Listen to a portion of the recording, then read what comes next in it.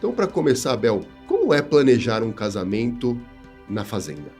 Como é planejar um casamento em fazenda? Eu acho que, primeiro, os noivos têm que ter essa consciência, esse desejo de fazer esse destination wedding, de saber que casar fora de São Paulo tem as suas peculiaridades. Sim. Você vai deslocar fornecedores, muitas vezes, você vai deslocar os seus convidados. Então, eu acho que é você ter essa consciência dessa questão.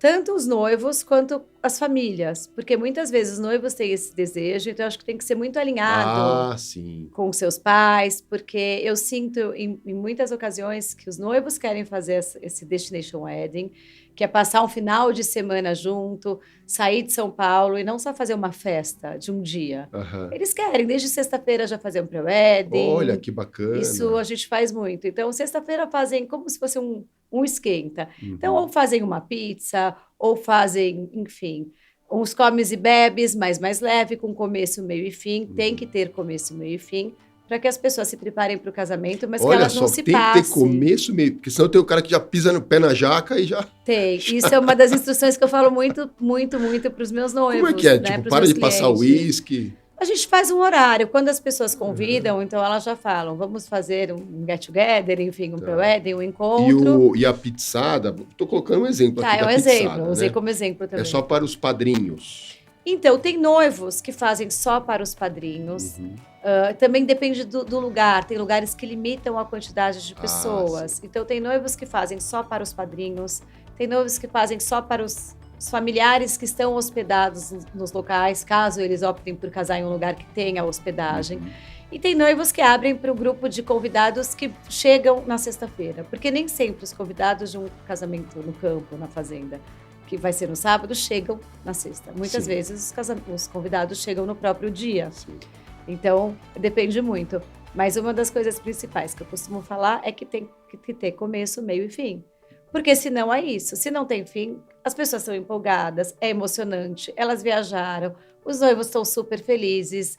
E aí, no outro dia, as pessoas acordam numa ressaca brava. Eu tenho histórias, não vou falar agora, mas eu tenho histórias... Ah, não, você vai ter que contar, Mas eu tenho histórias, assim, de noivas. Eu tenho uma noiva específica, enfim. Ah, não, a noiva? A noiva. Ah, não, a noiva não dá. Uma noiva específica que se empolgou, era um casamento, os noivos moram fora do Brasil, a noiva é brasileira, casou com um americano e fizeram um casamento, então...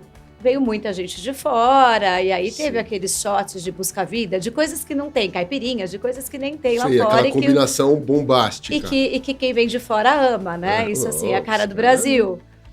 E o pessoal bebeu. O Bel, isso é uma coisa assim que eu vou dizer que faz parte do casamento. Não, faz super parte, mas essa noiva acordou no outro dia chorando e falando assim, Bel... Eu não vou casar, eu não posso, eu não consigo abrir meu olho, minha cabeça está estourando. O que eu faço? Bom, o irmão, resumindo, é médico, deu lá alguma coisa assim, tipo, acorda, leão, e vamos. E ela foi, e casou e tudo. E foi lindo e maravilhoso, ela curtiu. Mas, assim, tem muitas histórias. Vou voltar ao que você me perguntou inicialmente, mas eu acho que, assim, tem que ter começo, meio e fim. Sim. Porque pode ser um padrinho, pode ser os pais, pode ser o noivo, pode ser a noiva. Eu acho que, assim...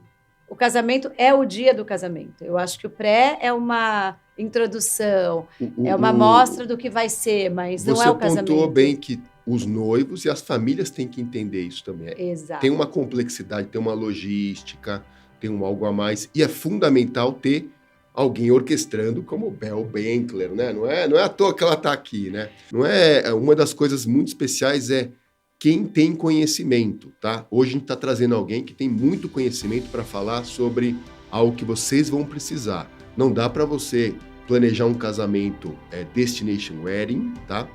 Casamento na fazenda, porque o sonho pode virar um pesadelo sem alguém, tá, para te auxiliar. Ou o orçamento vai lá para cima, você não vai querer, né? Ou vai ter algum dissabor. Então é uma primeira etapa que tem que estar muito bem assessorado. Não é isso, Bel? Exatamente. Então, voltando à sua pergunta inicial, como planejar um casamento numa fazenda? É como planejar um outro casamento em qualquer outro lugar, mas a fazenda tem essas peculiaridades e que eu acho que a importância é você saber que é um destination, que tem deslocamento, tanto de fornecedor, quanto de família, quanto próprio.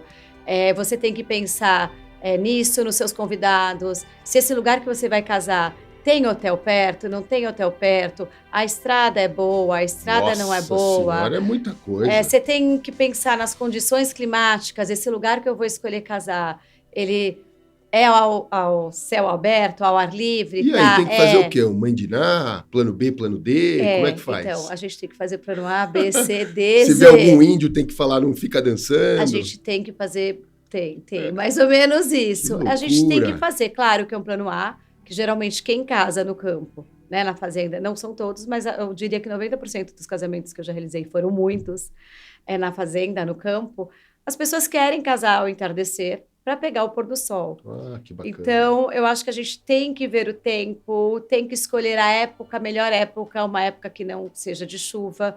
Mas no Brasil, a gente tem 4 estações no mesmo dia, então muitas vezes é uma época de seca, mas naquele dia choveu. Então, a gente já tem que ter essa previsão de uma cobertura, até quando a gente pode pôr uma cobertura, caso a gente tenha uma previsão de chuva, porque a gente tem tempo hábil para fazer e o custo de fazer uma cobertura é bastante alto. Não, mas peraí, nós vamos falar, tem muita coisa para falar, Bel. Mas então assim, como é planejar, eu acho que o começo é isso. Acho que para começar é você alinhar isso com a sua família, com o seu noivo. Uma vez que você decidiu, vamos para a fazenda, é buscar um assessor. É buscar uma pessoa que entenda de festa, que possa te orientar em todos os pontos de vista. Desde essas questões com seus convidados, de logística, vamos chamar assim, né? Quanto nessas questões de budget, porque o céu é o limite.